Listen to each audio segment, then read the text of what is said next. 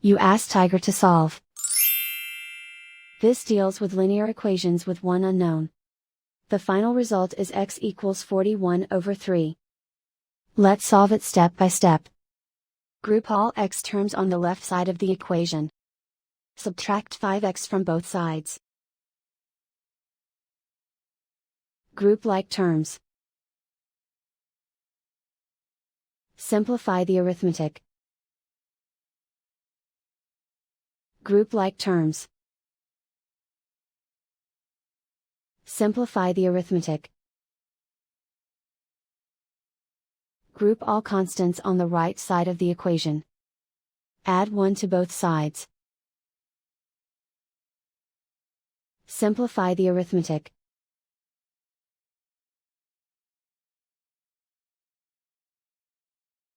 Isolate the x. Divide both sides by -3. Cancel out the negatives. Simplify the fraction. Cancel out the negatives.